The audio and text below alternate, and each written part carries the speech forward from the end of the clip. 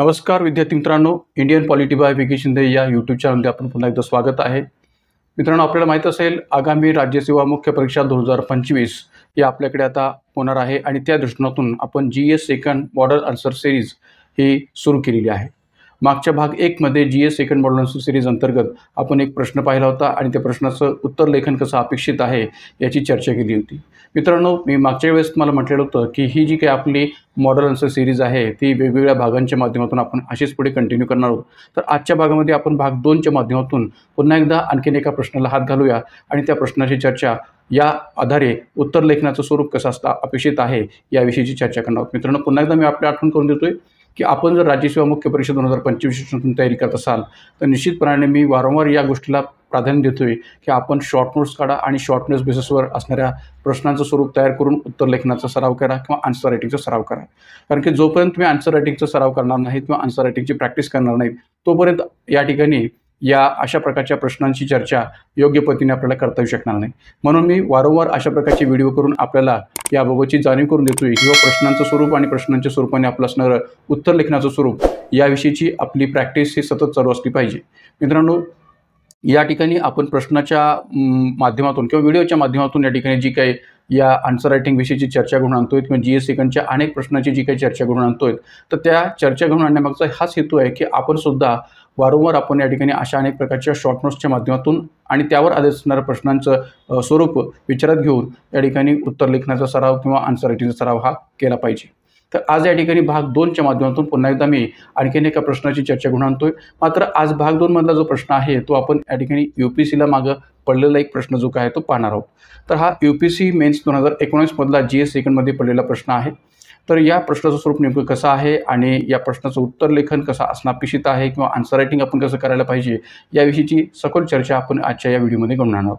तर मित्रांनो, मी अधिक वेळ न घालवता प्रश्नाला डायरेक्ट हात घालतोय आणि त्या प्रश्नाची जी काही उत्तर लेखनाच्या स्वरूपाची चर्चा आहे किंवा याचं नमुना उत्तर नेमकं कसं असलं पाहिजे याविषयीची चर्चा पुढे घडवून आणतोय. तर मित्रांनो, हा प्रश्न जो आहे तो UPSC 2019च्या GS सेकंडच्या पेपरमध्ये पडलेला होता. या प्रश्नाचं स्वरूप नेमकं कसं होतं तो पहा. तर आता पहा की भारतीय राज्यघटनेला अधिकारांचे काटेकोर पृथक्करण करण्याचे तत्व मान्य नसून ते चेक अँड बॅलन्स या तत्वावर आधारित आहे असे तुम्हाला वाटते का? स्पष्ट करा. मित्रांनो, हा प्रश्न UPSC 2019 मध्ये इंग्रजी आणि हिंदी या दोन्ही लँग्वेजमध्ये विचारला गेलेला होता. आपण या ठिकाणी मराठी भाषांतर करून याचं मराठी भाषांतराच्या स्तरावर विचार करून याचं उत्तर मराठीमध्ये लिहिण्याचा प्रयत्न करणार आहोत नमुना उत्तराच्या स्वरूपात. तर मग आता पहा की भारतीय राज्यघटनेला अधिकारांचे काटेकोर पृथक्करण करण्याचे तत्व मान्य नसून ते चेक अँड बॅलन्स या तत्वावर आधारित आहे असे तुम्हाला वाटते का? मित्रांनो, पहिल्यांदा आपल्याला या प्रश्नाकडे पाहिल्यानंतर आपल्याला हे लक्षात आलं पाहिजे किंवा प्रश्नाचा नेमका अर्थ काय आहे, प्रश्न नेमका आपण समजून घेणं गरजेचं आहे.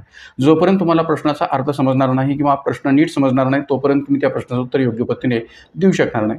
जर का आपण या प्रश्नाकडे पाहिलं तर तुम्हाला असं लक्षात येईल की या प्रश्नाचं जे विभाजन आहे ते 2 भागामध्ये करता येऊ शकेल. पहिलं म्हणजे या अर्थाने की भारतीय राज्यघटनेला अधिकारांचे काटेकोर पृथक्करण करण्याचे तत्व मान्य नाही आहे. तर हा पहिला भाग. आणि दुसरा भाग जो आहे ते चेक अँड बॅलन्स या तत्वावर आधारित आहे असे तुम्हाला वाटते का? तर या दोन्ही अर्थाने या ठिकाणी या प्रश्नाचं उत्तर आपल्याला लिहिणं अपेक्षित आहे की पहिल्यांदा आपल्याला हे लक्षात घ्यावं लागेल की भारतीय राज्यघटनेला अधिकारांचं काटेकोर पृथक्करण हे जे काय आहे तत्व ते मान्य नाही आहे. तर ते का मान्य नाही आहे आणि खरंच भारतीय राज्यघटनेमध्ये अधिकारांचं विभाजन किंवा अधिकारांचं काटेकोर पृथक्करण आहे की नाही आहे याचा उलगडा आपल्याला करावा लागेल. आणि जर का ते नसेल किंवा ते नाही आहे तर ते चेक अँड बॅलन्सच्या तत्वावर कसं आधारित आहे याचाही उलगडा आपल्याला करावा लागेल. तर त्यामुळे 2 बाजू विचारात घेऊन या प्रश्नाचं उत्तर आपल्याला देणं गरजेचं आहे हे आपण प्रथमदर्शी लक्षात घेण्याची गरज आहे. आता पहा की या प्रश्नाचा जेव्हा आपण विचार करतो तेव्हा या ठिकाणी मी या प्रश्नाच्या उत्तराची जी काही सुरुवात आहे ती ज्या पद्धतीने हा प्रश्न तुम्हाला विचारला गेलेला आहे, कारण की इथं शेवटी जो उल्लेख केलेला आहे या प्रश्नामध्ये तुम्हाला काय म्हटलेलं आहे की तुम्हाला काय वाटते किंवा तुम्हाला वाटते का, काय वाटते किंवा चेक अँड बॅलन्स या तत्वावर हे भारतीय राज्यघटनेचं स्वरूप आधारित आहे असं तुम्हाला वाटते का आणि वाटते का या दृष्टिकोनातून हा प्रश्न विचारलेला असल्यामुळे किंवा प्रश्नार्थक दृष्टिकोनातून हा प्रश्न तुम्हाला केलेला असल्यामुळे तुम्हाला याची सुरुवातसुद्धा तशाच पद्धतीने करण्याची गरज आहे की उत्तराची सुरुवातसुद्धा आपल्याला तशीच असली पाहिजे जसा प्रश्नाचा शेवट आहे. मग आता पहा की भारतीय राज्यघटनेला अधिकारांचं काटेकोर पृथक्करण करण्याचे तत्व मान्य नाही आहे. तर खरंच या ठिकाणी भारतीय राज्यघटनेमध्ये अधिकारांचं किंवा सेपरेशन ऑफ पॉवरचं तत्व मान्य नाही आहे का? तर एक लक्षात घ्या की भारतीय राज्यघटनेमध्ये काटेकोर अधिकारांचं पृथक्करण मान्य नाही आहे हे बरोबर आहे. अधिकारांचं विभाजन भारतीय राज्यघटनेमध्ये शासनाच्या 3 अंगामध्ये केलेलं आहे, हे बरोबर आहे. पण ते या ठिकाणी काटेकोर पद्धतीने केलेलं आहे का? तर नाही आहे. आणि म्हणून या ठिकाणी भारतीय राज्यघटनेला अधिकारांचं काटेकोर पृथक्करण किंवा काटेकोर अधिकारांचं विभाजन करण्याचे तत्व मान्य नाही आहे, हे म्हणणं बरोबर आहे. मग त्या अधिकारांचं काटेकोर विभाजन जर नाही आहे, तर ते का नाही आहे? तर याचं कारण हे आहे की चेक अँड बॅलन्स या तत्वावर भारतीय राज्यघटना आधारित आहे. म्हणून भारताच्या राज्यघटनेमध्ये अधिकारांचं काटेकोर पृथक्करण आहे असं म्हणायला जागा होत नाही. आणि म्हणून या ठिकाणी इथं जे काही प्रश्न दिलेला आहे त्या प्रश्नाच्या अनुषंगाने उत्तर जेव्हा आपण लिहितो तेव्हा या ठिकाणी त्याचं उत्तरसुद्धा आपण तशाच पद्धतीने सुरुवात करणं गरजेचं आहे की होय, भारतीय राज्यघटनेला अधिकारांचं काटेकोर पृथक्करण म्हणजेच काय, तर इंग्लिशमध्ये मी त्याचा उल्लेख केलेला पहा, strict separation of powers. Strict separation of powers हे जे काही तत्व आहे ते मान्य नाही आहे. भारतीय राज्यघटना चेक अँड बॅलन्स या तत्वावर आधारित आहे. म्हणजे आता पहा की भारतीय राज्यघटनेमध्ये स्ट्रिक्ट सेपरेशन ऑफ पॉवर्स किंवा काटेकोर अधिकारांचं पृथक्करण किंवा काटेकोर अधिकारांचं विभाजन हे शासनाच्या 3 अंगामध्ये का नाही आहे? कारण की शासनाची 3ही अंग आपल्याकडे चेक अँड बॅलन्स या तत्वावर आधारित आहेत आणि म्हणून या ठिकाणी भारतीय राज्यघटनेमध्ये हे अधिकारांचं काटेकोर पृथक्करण जे काय आहे ते मान्य नाही आहे असं म्हणायला जागा होते. म्हणून आपण त्याची उत्तराची जी काय सुरुवात आहे ती त्याच पद्धतीने केलेली आहे की होय, भारतीय राज्यघटनेला अधिकारांचं काटेकोर पृथक्करण किंवा काटेकोर विभाजन हे तत्व मान्य नाही आहे. का? तर भारतीय राज्यघटनेमध्ये चेक अँड बॅलन्स या तत्वावर भारतीय राज्यघटना आधारित आहे किंवा भारतीय राज्यघटनेमध्ये चेक अँड बॅलन्स हे तत्व स्वीकारलं गेलेलं आहे. मग आता पहा की आपल्याला आता याचा उलगडा करायचा आहे की खऱ्या अर्थाने भारतीय राज्यघटनेमध्ये काटेकोर अधिकारांचं पृथक्करण जे काय आहे ते का नाही आहे याचाही उलगडा करायचा आहे आणि ते चेक अँड बॅलन्स तत्वावर कशा पद्धतीने आधारित आहे भारतीय राज्यघटना याचाही उलगडा करायचा आहे. कारण की आपण कारण काय सांगतोय की भारतीय राज्यघटनेमध्ये अधिकारांचं काटेकोर पृथक्करण याकरता नाही आहे का, तर भारतीय राज्यघटनेमध्ये चेक अँड बॅलन्सचं तत्व स्वीकारलेलं आहे म्हणून. तर हे त्याचं कारण आहे. मान्य करता येईल की या ठिकाणी भारतीय राज्यघटनेमध्ये अधिकारांचं काटेकोर विभाजन याकरता नाही आहे का, तर भारतीय राज्यघटनेमध्ये चेक अँड बॅलन्सचं तत्व स्वीकारलं गेलेलं आहे.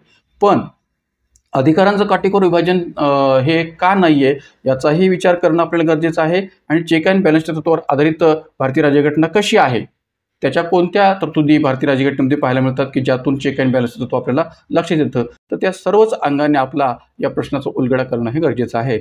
जर का आपण तो उलगडा योग्य पद्धतीने करू शकलो तर निश्चितपणे याला आपण योग्य पद्धतीने स्पष्ट केलेलं आहे हे म्हणता येऊ शकेल. कारण की इथं काय म्हटलेलं आहे की भारतीय राज्यघटनेला अधिकारांचं काटेकोर पृथक्करण करण्याचे तत्व मान्य नसून ते चेक अँड बॅलन्स या तत्वावर आधारित आहे असे तुम्हाला वाटते का? स्पष्ट करा. मग आपल्याला हे उदाहरणांसह स्पष्ट करावं लागेल किंवा घटनेतल्या तरतुदींसह ते स्पष्ट करावं लागेल, तरच तुम्ही योग्य पद्धतीने त्याचं उत्तर लिहिलेलं आहे हे आपल्याला लक्षात येऊ शकेल.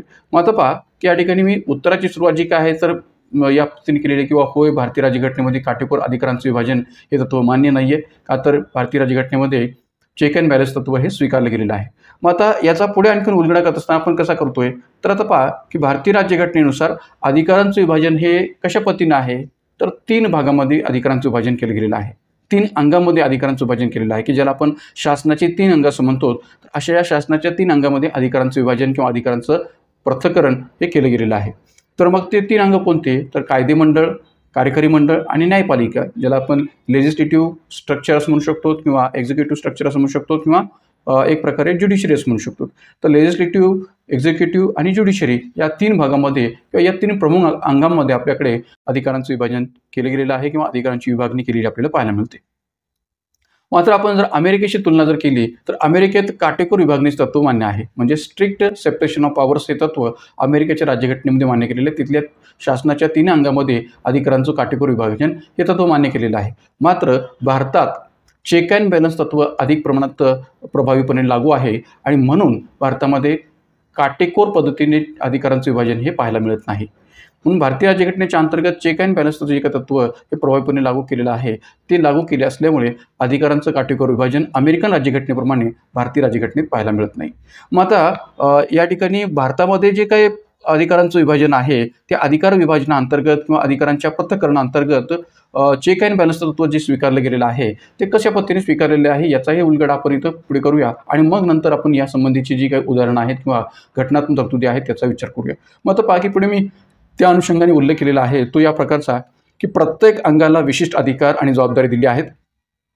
प्रत्येक अंगाला विशिष्ट अधिकार आणि जबाबदारी दिली आहेत. तथापि हे अधिकार एकमेकांपासून पूर्णपणे विभक्त नाहीत. म्हणजेच एक अंग दुसऱ्या अंगाच्या कार्यावर काही प्रमाणात नियंत्रण ठेवू शकते. प्रत्येक अंगाला विशिष्ट अधिकार आणि जबाबदारी दिली आहेत. मग आता पहा की शासनाचे जे काही 3 अंग आहेत की ज्यामध्ये कायदे मंडळ आहे, कार्यकारी मंडळ आहे, न्यायपालिका आहे. तर या तिन्ही अंगांना त्यांच्या त्यांच्या विशिष्ट प्रकारच्या जबाबदाऱ्या दिलेल्या आहेत. मग कायदे मंडळ कायदे तयार करण्याची प्रक्रिया पार पाडतं. कार्यकारी मंडळ कायदे मंडळाने तयार केलेल्या कायद्यांची अंमलबजावणी करण्याची प्रक्रिया पार पाडतं. तर न्यायमंडळ जे आहे ते कायद्याची वैधता तपासतं किंवा घटनेच्या पातळीवर केलेल्या घटनादुरुस्त्या किंवा सरकारने केलेले कायदे हे घटनेच्या मूलभूत चौकटीला उल्लंघन करणारे तर नाही आहेत ना, किंवा घटनेच्या मूलभूत हक्कांचा उल्लंघन करणारे तर नाही आहेत ना, या दृष्टीने त्याची वैधता तपासण्याचं काम जे काय ते न्यायपालिका करत असते. तर त्यामुळे या शासनाच्या तिन्ही अंगांच्या विशिष्ट अधिकार आणि जबाबदारी आहेत की ज्या निश्चित केलेल्या आहेत भारतीय राज्यघटनेमध्ये. पण जरी तसं या ठिकाणी अधिकारांच्या पातळीवरची विभागणी केलेली असली किंवा जबाबदाऱ्यांच्या पातळीवरचं जी काही विभागणी आहे ती केलेली असली, तरी हे अधिकार एकमेकांपासून पूर्णपणाने विभक्त नाहीत. का विभक्त नाहीत? कारण की भारतीय राज्यघटनेमध्ये काटेकोर पद्धतीने अधिकारांचं विभाजन मान्य नाही आहे आणि म्हणून या ठिकाणी हे जे काही तिन्ही अंगांचे अधिकार आहेत ते एकमेकांपासून पूर्णपणे विभक्त नाही आहेत. म्हणजेच हे जे काही अधिकार आहेत ते एकमेकांशी रिलेटेड आहेत असं म्हणायला जागा उरते आणि म्हणूनच या ठिकाणी मी म्हटलेलं आहे की म्हणजेच एक अंग दुसऱ्या अंगाच्या कार्यावर काही प्रमाणात नियंत्रण ठेवू शकते या चेक अँड बॅलन्सच्या तत्वामुळे. चेक अँड बॅलन्सच्या या तत्वाचा स्वीकार केला असल्यामुळे शासनाच्या तिन्ही अंगामध्ये प्रत्येक अंग जे आहे ते दुसऱ्या अंगाच्या कार्यावर काही प्रमाणात नियंत्रण ठेवू शकते किंवा एक अंग दुसऱ्या अंगाच्या कार्यावर काही प्रमाणात नियंत्रण ठेवू शकते हे म्हणायला जागा उरते. का तर आपण चेक अँड बॅलन्सचं तत्व स्वीकारलं असल्यामुळे.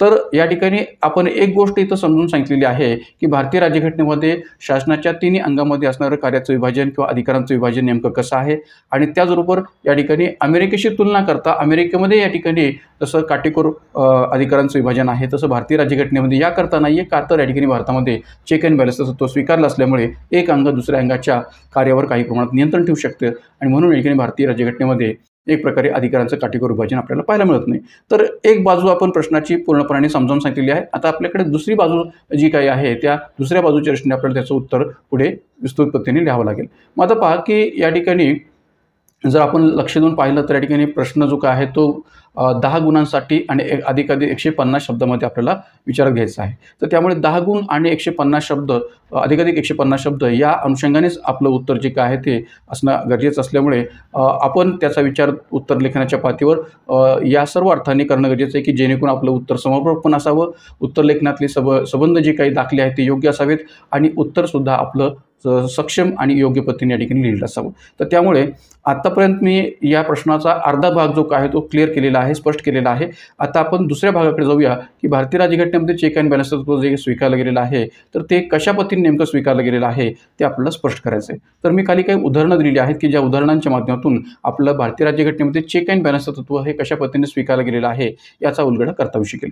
मग आता पहा उदाहरणामध्ये पहिल्यांदा उदाहरणाचा मी उल्लेख केलेला आहे की विधिमंडळ विविध संसदीय तंत्रांद्वारे कार्यकारी मंडळावर नियंत्रण ठेवते तसेच कायदे तयार करते पण त्यांची अंमलबजावणी कार्यकारिणी कडून केली जाते.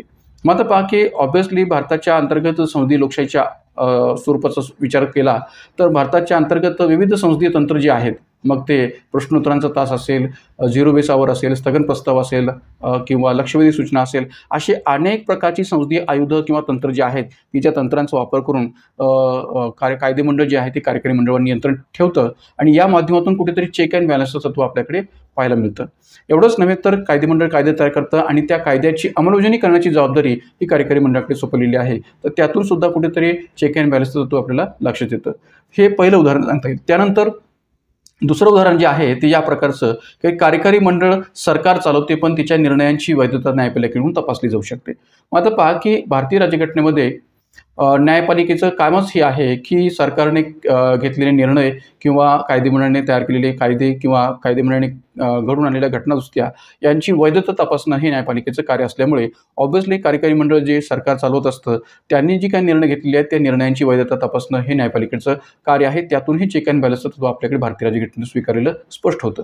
त्यानंतर पुढचा जर उदाहरणाचा जर भाग पाहिला तर आपल्याला हे सांगता येईल की न्यायपालिका न्याय देते पण तिच्या निर्णयांना अंमलात आणण्यासाठी कार्यकारिणीकडे शक्ती असते. म्हणजे अनेक प्रकारच्या न्यायालयीन निर्णयांच्या अंमलबजावणीची जबाबदारी ही या ठिकाणी कार्यपालिकेकडे असते. कारण की अनेक असे सर्वोच्च न्यायालय किंवा इतर न्यायालयांच्या माध्यमातून निर्णय दिले जातात की ज्यांची अंमलबजावणी करणं हे त्या घटक राज्य स्तरावरच्या कार्यपालिकेचा असो किंवा केंद्र सरकारच्या कार्यपालिकेचा असो ते कार्य असतं आणि म्हणून इथूनही कुठेतरी चेक अँड बॅलन्स तत्व जे काय ते भारतीय राज्यघटनेमध्ये स्पष्ट होतं हे म्हणायला जागा उरते. म्हणून हेही उदाहरण आपल्याला सांगता येऊ शकेल. त्यानंतर मंत्री परिषद सामूहिकपणे लोकसभेला जबाबदार असते कलम 75(3) नुसार.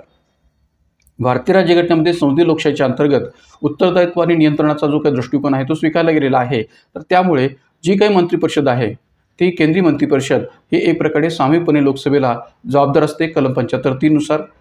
कारण की मंत्रिपरिषदेला कायदेमंडळाच्या स्तरावर किंवा लोकसभेच्या स्तरावर वेगवेगळ्या संसदीय सदस्यांनी विचारलेल्या प्रश्नांची उत्तरं द्यावी लागतात. प्रश्नांच्या बाबतचं स्पष्टीकरण द्यावं लागतं आणि म्हणून या ठिकाणी त्या माध्यमातून कुठेतरी मंत्रिपरिषद ही लोकसभेला सामूहिकपणे जबाबदार असते असं म्हणायला जागा उरते कलम 75(3) नुसार. इथंही चेक अँड बॅलन्स तत्व आपल्याला पाहायला मिळतं. त्यानंतर पुढचं उदाहरण आहे ते व्हेटो पॉवरचं, की संसदेने मंजूर केलेल्या विधेयकावर स्वाक्षरी न करता राष्ट्रपती त्याला पुनर्विचारात पाठवू शकतात. म्हणजे राष्ट्रपतींना की जो कार्यकारी मंडळाचा भाग आहे, केंद्रीय कार्यकारी मंडळाचा भाग म्हणून ओळखला जातो, तर अशा या राष्ट्रपतींना संसदेने मंजूर केलेल्या कायद्यांना स्वतःच्या सहीनिशी मंजुरी द्यावी लागते. पण तशा प्रकारच्या प्रक्रियेमध्ये राष्ट्रपतींना हाही अधिकार आहे की ते व्हेटो पॉवरचा वापर करून, नकाराधिकाराचा वापर करून संसदेने मंजूर केलेल्या विधेयकावर स्वाक्षरी न करता संसदेला ते विधेयक पुनर्विचारासाठी पाठवू शकतात. तर इथंही चेक अँड बॅलन्स तत्व आपल्याला पाहायला मिळतं. एवढंच नव्हे, तो लोकसभा अविश्वास ठरावाद्वारे बहुमत सिद्ध करण्यास सांगू शकते. कारण की जसं मी मागाशी म्हटलं की संसदीय लोकशाहीमध्ये उत्तरदायित्व आणि नियंत्रणाचा दृष्टिकोन किंवा तत्व स्वीकारलेलं असल्यामुळे जर काय एखाद्या सरकारचं बहुमत त्याने गमावलेलं असेल तर सरकारला आपलं बहुमत सिद्ध करून एक प्रकारे अविश्वास ठरावाला योग्य प्रकारचं उत्तर जे काय ते द्यावं लागतं. तर त्यामुळे बऱ्याच वेळा या ठिकाणी लोकसभेच्या अंतर्गत अविश्वास ठरावाद्वारे सरकारला बहुमत सिद्ध करण्यास विरोधी पक्ष जो काय तो सांगू शकतो आणि या माध्यमातून सुद्धा कुठेतरी या ठिकाणी कायदेमंडळ हे कार्यकारी मंडळावर चेक अँड बॅलन्सच्या तत्वानुसार नियंत्रण ठेवत असतं असं म्हणायला जागा उरते. त्यानंतर संसदीय समित्या की ज्यांचा भारतीय राज्यघटनेच्या पातळीवर किंवा या ठिकाणी भारताच्या संसदीय पातळीवर या ठिकाणी खूप महत्त्वाचं स्थान आहे. का तर या संसदीय समित्यासुद्धा कार्यकारी मंडळाच्या कृती व धोरणांची छाननी करून नियंत्रण ठेवत असतात. मग त्यामध्ये आर्थिक समित्या असोत किंवा इतर विधी समित्या असोत किंवा सर्वसाधारण समित्या असोत, पण जास्तीत जास्त करून आर्थिक समित्यांचा यामध्ये नियंत्रण ठेवण्याच्या पातळीवर रोल अधिकाधिक असतो. कारण की आर्थिक बाबतीत जे काही सरकारकडून वेगवेगळ्या प्रकारच्या कृती आणि धोरणांचा विचार केला जातोय, तर त्या कृती आणि धोरणांची छाननी करण्याची जबाबदारी ही नियंत्रणात्मक पातळीवर संसदीय समित्यांची असते. त्या माध्यमातून सुद्धा चेक अँड बॅलन्स तत्व आपल्याकडे स्वीकारलं गेलेलं आहे. त्यानंतर वित्तमंत्र्याद्वारे मांडलं जाणारं जे काही अंदाजपत्रक आहे तर ते अंदाजपत्रक कायदेमंडळ मंजूर करतेवेळी त्यांना कार्यकारी मंडळाच्या खर्चावर नियंत्रण ठेवता येते. म्हणजे जर का अंदाजपत्रकाअंतर्गत सरकारच्याद्वारे अनावश्यक खर्च केला जात असेल तर कायदेमंडळ कपात प्रस्तावाच्या माध्यमातून, कारण की आपल्याकडे अर्थसंकल्पीय अधिवेशनामध्ये कपात प्रस्ताव हा विरोधी पक्षांकडून मांडला जात असतो, तर अशा वेळेस कायदेमंडळ हे कपात प्रस्तावाच्या माध्यमातून अनावश्यक खर्चावर नियंत्रण ठेवतं आणि त्या माध्यमातून सुद्धा अंदाजपत्रक जरी कायदेमंडळ मंजूर करत असलं तरी ज्यामुळे कार्यकारी मंडळाच्या खर्चावर नियंत्रण ठेवता येऊ शकतं हे या ठिकाणी कपात प्रस्तावाच्या दृष्टीतून सांगता येऊ शकेल. तर याही माध्यमातून या ठिकाणी आपल्याला चेक अँड बॅलन्स तत्व स्पष्ट होतं हे सांगता येऊ शकेल.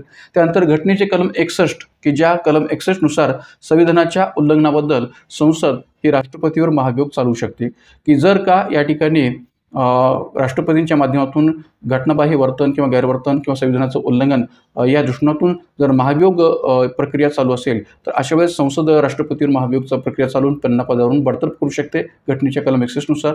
म्हणजे कुठेतरी संसदेचं कार्यकारी मंडळावरचं असणारं हे नियंत्रण या ठिकाणी स्पष्ट होतं आणि याही माध्यमातून चेक अँड बॅलन्स तत्व आपल्याला घटनेत स्वीकारलेलं आहे म्हणायला जागा होते. त्यानंतर विशिष्ट परिस्थितीत राष्ट्रपती लोकसभा विसर्जित करू शकतात. आता ही विशिष्ट परिस्थिती म्हणजे कोणती, किंवा एक प्रकारे या ठिकाणी जर का कोणत्याही राजकीय पक्षाला किंवा कोणत्याही राजकीय पक्षांच्या आघाडीला किंवा गटाला योग्य प्रकारचं बहुमत सरकार स्थापन करण्यासाठी मिळालेलं नसेल किंवा प्राप्त झालेलं नसेल तर अशा या विशिष्ट परिस्थितीचा विचार करून या ठिकाणी राष्ट्रपती लोकसभा विसर्जित करू शकतात. याही अर्थाने त्याचा संदर्भ आपल्याला सांगता येऊ शकेल. मग आता पहा की इथं सुद्धा कुठेतरी कार्यकारी मंडळाचं संसदेवरचं नियंत्रण हे स्पष्ट होतं किंवा चेक अँड बॅलन्स तत्व जे कायदे आपल्याला पाहायला मिळतं. त्याचबरोबर संसदेने मंजूर केलेले कायदे मूलभूत हक्क व मूलभूत संरचनेचे उल्लंघन करणारे असतील तर न्यायालय त्यांना असंवैधानिक घोषित करू शकतं. आता पहा की जसं कार्यकारी मंडळाच्या विभिन्न निर्णयांना न्यायालय हे अवैध ठरू शकतं किंवा त्याची वैधता तपासू शकतं. तसंच संस्थेने केलेले विभिन्न प्रकारचे कायदे असतील किंवा केलेल्या घटनादुरुस्ती असतील, ते जर मूलभूत हक्क किंवा मूलभूत घटनेच्या मूलभूत चौकटीला उल्लंघन करणारे असतील, तर न्यायालय त्यांचीही वैधता तपासू शकतं. आणि जर का ते मूलभूत हक्क किंवा मूलभूत चौकटीला उल्लंघन करणारे असतील, तर त्यांची जी काही कायद्यांची वैधता आहे ती नाकारू शकतं किंवा असंवैधानिक म्हणून त्यांना घोषित करू शकतं. तर त्याचं मुख्य उदाहरण जर द्यायचं झालं तर आपल्याला या ठिकाणी सांगता शकेल की 90वी घटना असते जी NJAC national judiciary appointment commission ही जी संस्थेने घडून आणलेली होती किंवा सरकारच्या माध्यमातून त्याविषयीचा घटनास्थी विधेयक मांडलं गेलं होतं. तर ते कुठेतरी या ठिकाणी हे जी काही घटनास्थी किंवा NJACचं स्वरूप जे होतं ते स्वतंत्र न्यायव्यवस्थेवर परिणाम करणारे आहे किंवा न्यायिक व्यवस्थेच्या स्वायत्तेवर परिणाम करणार आहे. या सदराखाली न्यायालयाने संबंधित या ठिकाणी हा जो काही कायदा आहे तो असंवैधानिक म्हणून घोषित केला होता किंवा नष्ट केलेला होता. तर अशा प्रकारच्या अनेक कायद्यांना किंवा घटनास्थांना सुद्धा अवैध ठरवण्याचं काम न्यायालय करू शकतं की जे संसदेच्या माध्यमातून घटनास्थीच्या स्वरूपात विचार घेतला जाऊ शकतो. त्यानंतर कायदेमंडळ गैरवर्तनासाठी न्यायाधीशांवर महाभियोग चालू शकते, त्यांनाही काढून टाकू शकते. म्हणजे आता पहा की ज्या पद्धतीने कायदेमंडळ हे कार्यकारी मंडळावर नियंत्रण ठेवतं, कार्यकारी मंडळाच्याही माध्यमातून कायदेमंडळावर नियंत्रण ठेवण्याचा प्रयत्न केला जातो, तसंच या ठिकाणी न्यायालयाच्या माध्यमातून कायदेमंडळ व कार्यकारी मंडळावर सुद्धा नियंत्रण ठेवलं जातं. त्याच पद्धतीने या ठिकाणी कायदेमंडळाच्याही द्वारे न्यायमंडळाच्या दृष्टिकोनातून नियंत्रण ठेवलं जाऊ शकतं. कारण की एक लक्षात घ्या की सर्वोच्च न्यायालयाशी संबंधित विभिन्न प्रकारचे कायदे असोत किंवा सर्वोच्च न्यायालयाशी संबंधित या ठिकाणी एखादी घटनास्थी जरी घडून आणायची असेल, जसे 90वी घटनास्थीचं मी आता उदाहरण दिलेलं आहे, तर ती करण्याचा अधिकार हा कायदेमंडळाला आहे.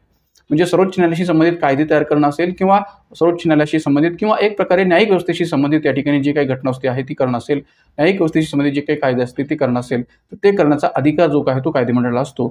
आणि त्याचबरोबर कायदेमंडळ हे न्यायालयातील न्यायाधीशांवर महाभियोग चालवून त्यांच्या गैरवर्तनासाठी त्यांना पदावरून काढून टाकू शकते किंवा पदावरून बडतर्फ करू शकते. हा देखील अधिकार आहे. त्यातूनही चेक अँड बॅलन्स तत्व आपल्याला पाहायला मिळतं. एवढंच नव्हे तर या ठिकाणी भारतीय राज्यघटनेतलं जे काही कलम 72 आहे, त्या कलम 72च्या माध्यमातून सुद्धा कुठेतरी कार्यकारी मंडळाचं अप्रत्यक्ष न्यायिक पातळीवरचं नियंत्रण सुद्धा सांगता येऊ शकेल की ज्या कलम 72मध्ये नमूद काय आहे की सर्वोच्च न्यायालयाने दिलेल्या शिक्षेमध्ये राष्ट्रपती दयेच्या अधिकाराचा वापर करून दिलासा देऊ शकतात. म्हणजे एक प्रकारे राष्ट्रपतींना कलम 72 खाली हा देखील अधिकार आहे की सर्वोच्च न्यायालयाने उचित पुराव्यांच्या आधारावर जो काही निर्णय दिलेला असेल त्या निर्णयाचा पुन्हा एकदा विचार करून राष्ट्रपती पुन्हा एकदा त्याचा विचार करून पुन्हा एकदा पुराव्यांची तपासणी करून संबंधित गुन्हेगाराला शिक्षेमध्ये दिलासा देऊ शकतात किंवा सूट देऊ शकतात, हे या ठिकाणी सांगता येऊ शकेल. त्यामुळे सर्वोच्च न्यायालयाने दिलेल्या शिक्षेमध्ये राष्ट्रपती दयेच्या अधिकाराचा वापर करून दिलासा देऊ शकतात. हे सुद्धा राष्ट्रपतींचा असणारा कलम 72 जो अधिकार आहे त्यातूनही कुठेतरी चेक अँड बॅलन्स तत्व आपल्याला पाहायला मिळतं या तिन्ही अंगांच्या पातळीवर. तर त्यामुळे सांगायचा मुद्दा काय की अशी जी काही विभिन्न उदाहरणं किंवा विभिन्न तरतुदी भारतीय राज्यघटनेमध्ये स्पष्ट केलेल्या आहेत की ज्यातून आपल्याला हे सांगता येऊ शकतं की भारतीय राज्यघटनेमध्ये चेक अँड बॅलन्सचं तत्व स्वीकारलेलं असल्यामुळे अधिकारांचं काटेकोर विभाजन हे पाहायला मिळत नाही. शेवटी आपण या प्रश्नाचा निष्कर्ष जेव्हा विचार घेतो तेव्हा निष्कर्षतः आपल्याला काय सांगता येऊ शकेल की चेक अँड बॅलन्स या तत्वाद्वारे राज्यघटनेतील प्रत्येक अंग हे एकमेकांना नियंत्रित आणि संतुलित ठेवण्याचं काम करतं. कारण की ऑब्व्हियसली या ठिकाणी इंग्लंडप्रमाणे भारताच्या राज्यघटनेअंतर्गत संसद सार्वभौम आहे का, तर नाही आहे. ब्रिटनमध्ये जसं संसद सार्वभौम आहे तसं भारतामध्ये या ठिकाणी संसद ही सार्वभौम नाही आहे. का, तर भारतीय राज्यघटनेमध्ये स्वीकारलं गेलेलं चेक अँड बॅलन्सचं तत्व. आणि त्यामुळे या तत्वाद्वारे चेक अँड बॅलन्सच्या तत्वाद्वारे राज्यघटनेतील प्रत्येक अंग हे एकमेकांना नियंत्रित आणि संतुलित ठेवण्याचं काम करतं की ज्यामुळे अधिकारांचं केंद्रीकरण होत नाही आणि लोकशाही व्यवस्था व्यवस्थित चालू राहते. म्हणजे आपल्याकडे हे चेक अँड बॅलन्सचं तत्व स्वीकारलं गेलेलं असल्यामुळे कोणत्याही एका अंगाकडे, ना न्यायमंडळाकडे, ना कार्यकारी मंडळाकडे, ना कायदेमंडळाकडे, कोणत्याही एका अंगाकडे अधिकारांचं केंद्रीकरण होत नाही आणि लोकशाही व्यवस्था ही व्यवस्थित चालू राहते असं म्हणायला जागा होते. तर त्यामुळे भारतीय राज्यघटनेमध्ये अधिकारांचं काटेकोर विभाजन याकरता नाही आहे, कारण की भारतीय राज्यघटनेमध्ये चेक अँड बॅलन्सचं तत्व हे स्वीकारलं गेलेलं आहे. आणि अशा प्रकारचं हे चेक अँड बॅलन्सचं तत्व हे कशा पद्धतीने भारतीय राज्यघटनेमध्ये नमूद केलेलं आहे याचे अनेक पुरावे, याचे अनेक उदाहरणं आपण या प्रश्नामध्ये पाहिलेले आहेत. आणि त्या माध्यमातून हा नेमका प्रश्न आणि या प्रश्नाचं उत्तर हे नेमकं कसं असणं अपेक्षित आहे याचा संदर्भ मी या मॉडर्न आन्सरच्या माध्यमातून दिलेला आहे.